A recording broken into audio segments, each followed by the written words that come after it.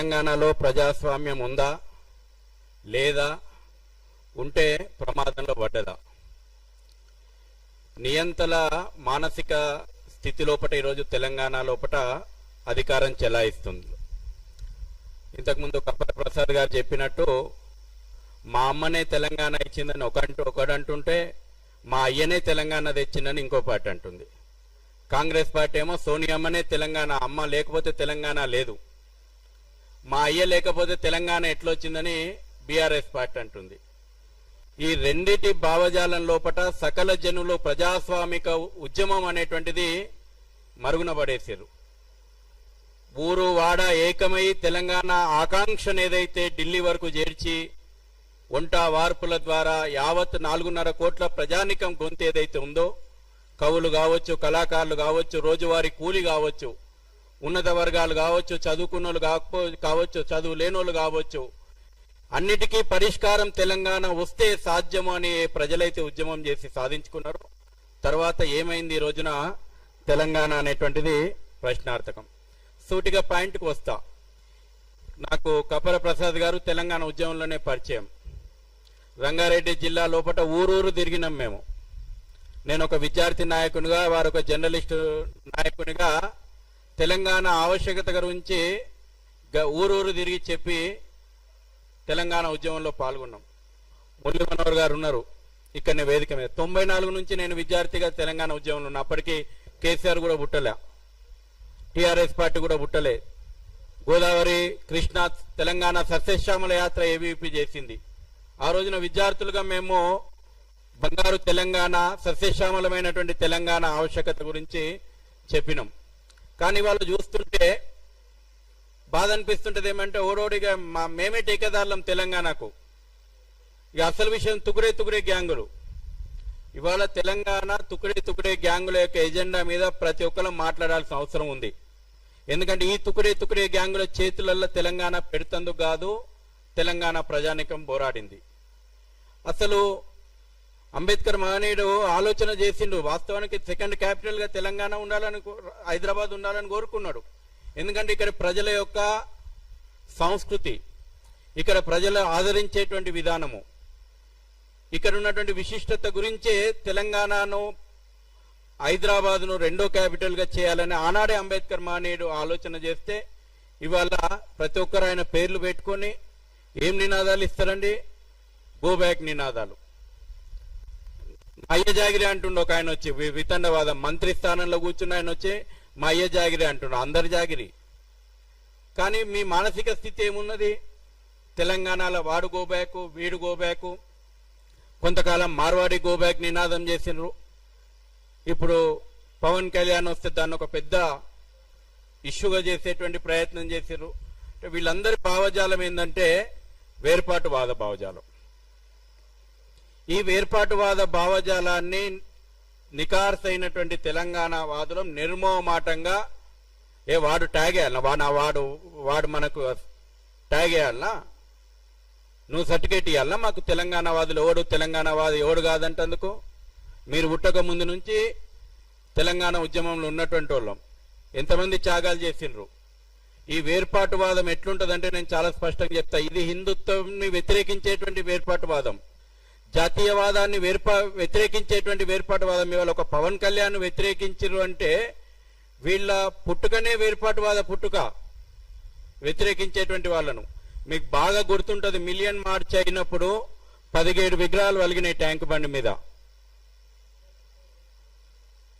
ఈ యొక్క జాతీయవాదాన్ని వ్యతిరేకించేటువంటి వేర్పాటువాదులు తెలంగాణ ఉద్యమంలో చేరి ట్యాంక్ బండి మీద మిలియన్ మార్చ్ పేరు మీద తెలంగాణ యావత్ వస్తే వాళ్ళ పైశాచిక ఆనందం చూపారు. శ్రీకృష్ణదేవరాయల విగ్రహం బలగొట్టిర్రు, అన్నమాచార్య విగ్రహం బలగొట్టిర్రు, మొల్ల విగ్రహం బలగొట్టిర్రు, వీరేశలింగం పంతులు విగ్రహం బలగొట్టిర్రు.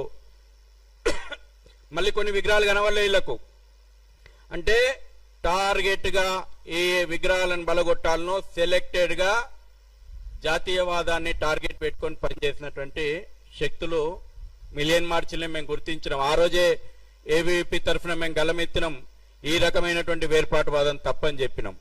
అంత పెద్ద ఉద్యమంలో నిర్మోహమాటంగా చెప్పినాం, ఈ వేర్పాటువాదాన్ని తెలంగాణ ప్రజలు యాక్సెప్ట్ చేయరని చెప్పి తెలంగాణ ఉద్యమం లోపల ఉస్మానియా యూనివర్సిటీ లోపల మేము అందరం కూడా పనిచేసినాం. 38 కేసులు పెట్టుకున్నాం. 100 రోజులు జైళ్ళలో ఉండొచ్చినాం.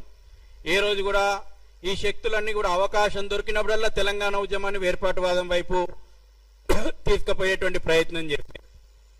ఇదే తెలుగుదేశం పార్టీ ప్రజాప్రతినిధులు రాజీనామా చేసి వచ్చి ఆర్ట్స్ కాలేజ్ దగ్గరికి వస్తే వాళ్ళను బహిరంగంగా వాళ్ళ మీద అటాక్ చేశారు. ఇదే వేర్పాటువాద భావజాలము. తెలంగాణ ఉద్యమాన్ని డైవర్ట్ చేసేటువంటి టెక్నిక్స్, తెలంగాణ అంటే కేవలం హింసకు ప్రతిరూపంగా మార్చేటువంటి కుట్రలు మేము తీసుకుపోయినాం. ఇదే ఎర్రబెల్లి దయాకర్ రావును, ఇదే నాగన్ జనార్దన్ రెడ్డిని మా బండ్లలో ఎక్కించుకుపోయి అసెంబ్లీలో దింపొచ్చినాం. ఇవాళ వీళ్ళు గొప్ప గొప్ప ఉపన్యాసాలు ఇస్తారు. స్వయం ప్రకటిత మేధావులు. ఇక వీళ్లకు తప్పిగా తెలంగాణ లోపల మేధావులు ఎవరు లేనట్టు ఈ స్వయం ప్రకటితమైనటువంటి మేధావులు వచ్చింది. తెలంగాణ వచ్చిన తర్వాత త్యాగాలను గుర్తు చేయరు. త్యాగాలంటే చరిత్ర గుర్తొస్తుంది. త్యాగాలు తెలంగాణ ఉద్యమం, తెలంగాణ పోరాటం కేవలం ఈ బీఆర్ఎస్ పార్టీ పుట్టినాక గాల. నిజాంకు వ్యతిరేకంగా గ్రామము రోకల్ బండ్లో కారం పొడి సుత్తె పట్టి కొట్లాడింది తెలంగాణ. ఎందుకు కొట్లాడింది? ఇక్కడి సంస్కృతిని కాపాడుకోవడానికి కొట్లాడింది. ఇక్కడ అస్తిత్వం మీద కొట్లాడింది. తెలంగాణ వచ్చిన తర్వాత ఇదే వేర్పాటువాద భావజాలము, ఇదే తుకుడే భావజాలం పోయి నిజాం సమాధికి గులాంగిరి చేస్తారా మీరు? ఒక్కనాడు కూడా అసెంబ్లీ ముందరున్నటువంటి సర్దార్ వల్లభాయ్ పటేల్ విగ్రహానికి పూలమాల వేయడానికి మనసొప్పని మీ భావజాలం. ఒక్కనాడు కూడా సెప్టెంబర్ 17 పోరాటాన్ని స్మరించడానికి ఒప్పుకొని మీ భావజాలం. నిజాం సమాధికి సలాం కొడుతుంది. ఎక్కడో టర్కీలో నిజాం వారసుడు చచ్చిపోతే ఇటుకు తీసుకొచ్చి అధికారిక అంత్యక్రియలు చేస్తారా మీరు? ఈ భావజాలాన్ని మనం అర్థం చేసుకోవాలా. ఈ రోజు కూడా ఆ భావజాలము పెట్టేయకపోతా ఉంది. కాబట్టి ఇంతకుముందు చెప్పిన అనేక విషయాలు ఎంఐఎం, నేను వాటి జోలికి పోను. కానీ ఈ రోజున ఏ తెలంగాణ ముసుగేసుకుని అది నక్సలైట్ భావజాలం, వీళ్ళందరూ వీళ్ళ పిల్లలు మాత్రం కార్పొరేట్ కంపెనీలలో జాబులు చేయాలా. ఇక ఈ కోదండరాములు, ఆ నాగేశ్వర్లు, ఇక పేర్లు ఇక చాలా పెద్ద లిస్ట్ ఉన్నది, టైం లేదు. వీళ్ళు మాత్రం మంది పిల్లలు మాత్రం నక్సలైట్లలో చేరాలి. నేను మొన్న డిబేట్లో అడిగినా, నీ పిల్లలు ఏం చేస్తున్నారు చెప్పు, ఏ కార్పొరేట్ కంపెనీలలో పనిచేస్తున్నారు చెప్పు, ఏ అమెరికా సామ్రాజ్యవాదం లోపల పనికి జాబుకు పంపించినవు చెప్పు. తెలంగాణ లోపల దారి తప్పించేటువంటి ఉద్యమాలని చేసినటువంటి వాళ్ళు ఈ రోజు కూడా అవే కుట్రలు చేస్తా ఉన్నారు. ఇదేవి కేవలం మనకు పైకి కనిపించేటట్టు పవన్ కళ్యాణ్ వస్తే వ్యతిరేకించరు. పవన్ కళ్యాణ్ వ్యతిరేకించరు అంటే వీళ్ళకి సనాతన ధర్మం గురించి గట్టిగా మాట్లాడతాడు, హిందుత్వం గురించి గట్టిగా మాట్లాడుతున్నాడు కాబట్టి వీళ్ళు వ్యతిరేకించాలా. ఈ రకమైనటువంటి విషయాలపైన ఇప్పుడు తెలంగాణ సమాజం లోపల మన ముందర ప్రశ్న ఉంది.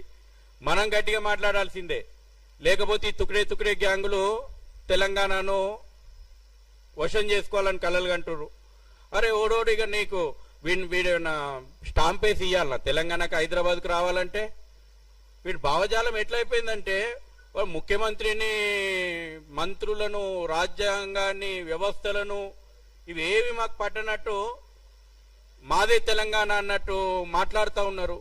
తెలంగాణ ప్రజలు బలిదానాల చరిత్ర ఉంది. అవును, తెలంగాణ ప్రజలకు ఉద్యమాల చరిత్ర ఉంది, తెలంగాణ ప్రజలకు త్యాగాల చరిత్ర ఉంది. అదే సందర్భం లోపల యావత్ భారతదేశానికి అమ్మ ప్రేమను పంచేది కూడా తెలంగాణ అనే భాగ్యనగరమైనటువంటి విషయము ఈ యొక్క తుక్డే గ్యాంగులకు నేను గుర్తు చేస్తా ఉన్నా. అవును, అంత ప్రేమ ఉంటే మరి ఎందుకు ఇవాళ సెక్రటరియట్ ముందర ఎందుకు కొత్త సెక్రటరియట్ కట్టుకున్నారు? దారుసలాం నుంచి వచ్చిన అరబిక్ కల్చర్ గుర్తొచ్చింది కానీ కాకతీయ కల్చర్ మీకు గుర్తురాలా. కాకతీయ కల్చర్ గుర్తురాలా. సెక్రటరియట్ కట్టాలనుకున్నప్పుడు అరబిక్ కల్చర్ గుర్తొచ్చింది, దారుస్థలం నుంచి వచ్చినటువంటి స్ట్రక్చర్ గుర్తొచ్చింది. మరి సెక్రటరియట్ లో విగ్రహం పెట్టుకోవాలనుకున్నప్పుడు పివి నరసింహరావు గుర్తు రాలేదా మీకు? రాజీవ్ గాంధీ గుర్తొస్తాడు. ఇవాళ అనేక పథకాలకు తెలంగాణ పేర్లు పెట్టాల్సిన అవసరం లేదా? కాబట్టి మాట్లాడాల్సి వస్తే అన్ని మాట్లాడతాం. కాబట్టి ఒకటే విషయము, ఈ యొక్క తుక్డే గ్యాంగుల ఎజెండా లోపట తెలంగాణ ప్రజలు పడొద్దు. రోహింగ్యా బంగ్లాదేశీయుని గురించి మాట్లాడరు. వానికి రేషన్ వంచి వస్తారు, వీళ్ళే షెల్టర్ జోన్లు ఏర్పాటు చేస్తారు. కానీ ఈ దేశంలో ఉన్నటువంటి మన తోటి పౌరులను మాత్రం వ్యతిరేకించాలి. మీ పిచ్చి పరాకాష్ఠకు చేరింది. ఈ పిచ్చిని తెలంగాణ స్వాగతించదు. ఇప్పటికైనా ఈ స్వయం ప్రకటిత మేధావులకు కానీ ఈ యొక్క ఠేకేదారులకు కానీ జ్ఞానోదయం కలగాలి. లేకపోతే మాత్రం ఖచ్చితంగా మిమ్మల్ని రోడ్ల మీద ఉరికిచ్చి కొట్టే రోజులైతే ప్రజల చేతులకు ఎజెండా తీసుకుంటే మీ బుద్ధి చెప్పేటువంటి రోజులైతే వస్తాయి. ఎందుకంటే మరీ టూ మచ్ అయిపోయింది మీ వ్యవహారం. కాబట్టి ఈ యొక్క మంచి ప్రయత్నం చర్చ మీరు అన్నారు జిల్లాలో పెట్టాల్సిందే, ఓపెన్గా మాట్లాడాల్సిందే. ఓపెన్గా జాతీయ భావం వాడు కలలు కన్నాడట, తెలంగాణ వస్తే ఇక్కడ హిందుత్వం పెరిగిపోతుంది, జాతీయ భావం పెరిగిపోతుందని వాడు ఓవైసీ కలలు కన్నాడట. నిజం చేస్తాం బిడ్డ, నిజం అవుతుంది అది. ఖచ్చితంగా నీ కళలు నిజమయ్యే రోజులున్నాయి. ఇక్కడ జాతీయవాదమే పుంజుకుంటుంది, ఇక్కడ హిందుత్వ జాతీయవాదమే రాబోయే రోజుల లోపల ఉంటుంది. నీ వేర్పాటువాదం, నీ రజాకార్ భావజాలంకి బొందలే మిగులుతాయి. చాలా బొందలు ఉన్నాయి ఇప్పటికే, ఇంకో బొందలు మిగులుతాయి. జై శ్రీరామ్.